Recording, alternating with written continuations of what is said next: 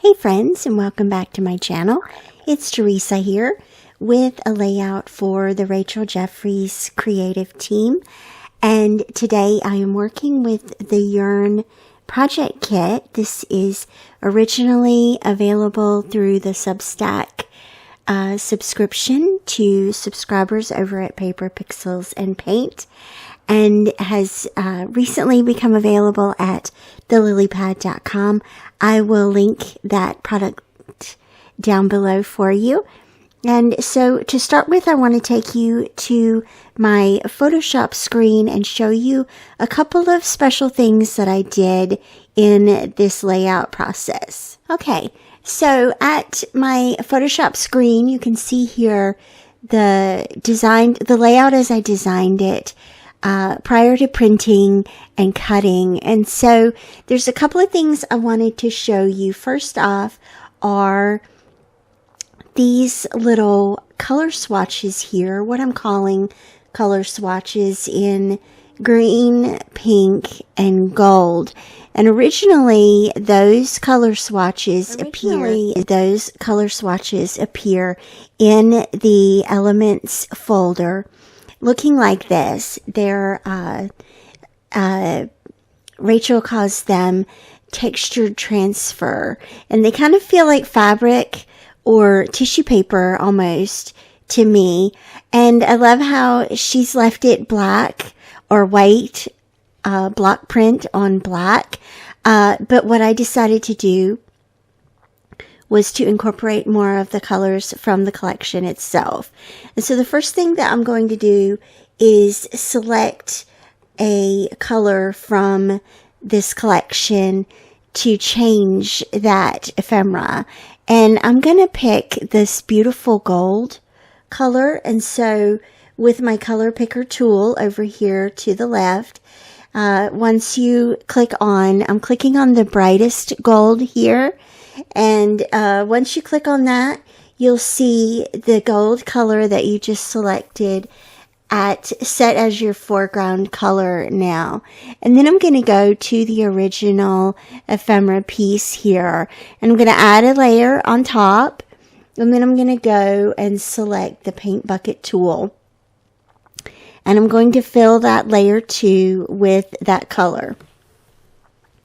Now, going back to the move tool, so I have some flexibility there, I'm going to create a clipping mask with the gold over top of the ephemera piece. And you can see how it did a great job of clipping to the shape itself, but we want that beautiful white on black to show up. And so we're going to right click on layer 2 and go to blending options. You know what I'm going to do here. This is one of my favorite tools here in the layers menu. And we're going to just play. We're going to play here with the slider bar and see what happens with each of these sliders to get kind of the effect that we want. And this one works out beautifully. The underlying layers just going to the point that you want to go to. Now, if you go all the way, you're going to block out all of your gold. But I like the fact that it picks up the white and leaves you with a beautiful sort of goldish background there. Now, you don't want to save this. You don't want to corrupt your original ephemera, but you can at this point bring both layers into your layout and drop it in. Now, let's see here. I did the same with the rose colored one and also the green. And you'll notice how on mine, I took it a little bit deeper than what I have here. Just to let some of those little wrinkles show up. Let's go back in there and take that a little bit deeper. There we go. And of course you can play with the opacity if you want to make that gold a little bit darker, that's in the normal blending mode. You can go into different blending modes here. The lighten one is kind of nice. The screen is kind of nice to color dodge. Look at that, almost looks like copper.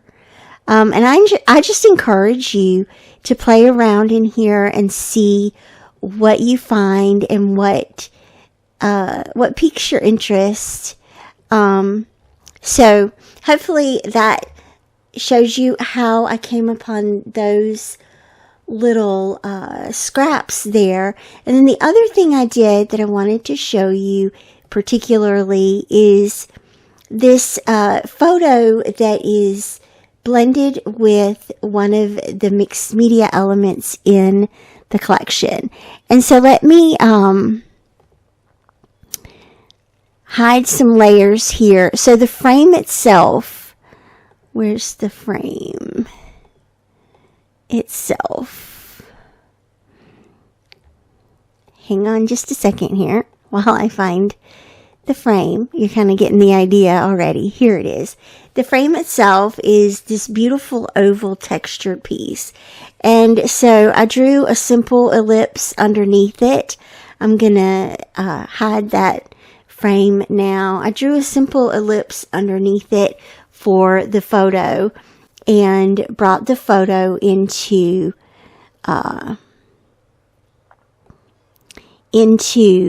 Photoshop and clipped it to that shape. Now I did that and then I merged some of these layers to make it work. And so that's fine, but you get the idea. The photo here is of our backyard at our previous home. And what I wanted to do was incorporate this mixed media element, because I didn't necessarily have a photo of myself looking pensively out the window, but she is fabulous, sitting there just sort of thinking about what's going on around her, perhaps yearning for a different time or a different place or, whatever the context of the layout is. And so I've clipped her on top of the photo. And then I also clipped this word art also, on top of that to create this sort of wistful photo. And with the frame added on top of it, I think it just looks really amazing. And so those are some things that I wanted to highlight digitally in this layout, just to show you some techniques and some ideas that you can incorporate into your own pages and into your own digital process. Okay, so now we can go back to the physical process here where I have everything printed out. I've printed the background papers and the ephemera and the elements from the collection that I've altered, that I've taken just straight from the collection. And of course, my little oval photo there with the lovely lady looking out the window. And so just doing a quick trim here to size it down. Now, the funny thing is when I created this layout, I didn't have a journal selected yet for where it was going to go, and which is fine. I just arbitrarily chose this size and it's not based on anything. It's the width of it is a half of 8.5 by 11 sheet of paper, notebook paper. And hopefully you can see the background that I built, again, just using some of the pattern papers and the mixed media elements in the collection, just to create my own little visual interest using those papers. And again, always in the spirit of experimenting, trying things out, figuring things out, making things, learning how to make things like you want them to, sometimes quite by accident, and then showing off what what you've created, having that satisfaction of learning new tools, of creating different types of pattern papers. You'll notice how on the left-hand side of the layout, I did 3 of those little colorful ephemera there, and then I repeated the green one over here. And these all sort of serve to lead your eye across the layout straight to the frame and the photo itself, which of course is kind of the focal point. One of the challenges I find when doing 2-page art journal spreads like this is deciding where do you put the focal point. And so that's a great way to do that, to just have a horizontal line going across your page. And then one of the things that I really loved in this collection are these beautiful floral elements. And so I'm going to just sort of wrap this frame here.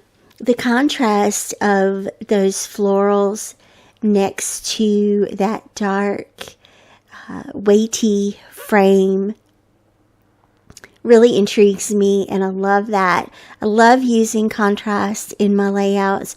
It's probably one of the most important design elements for me that I use a lot is contrast along with line. And so you can see that here.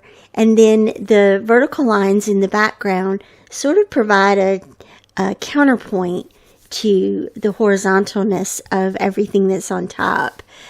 Just some of what goes on in my brain before I ever print anything out, just in the creative process.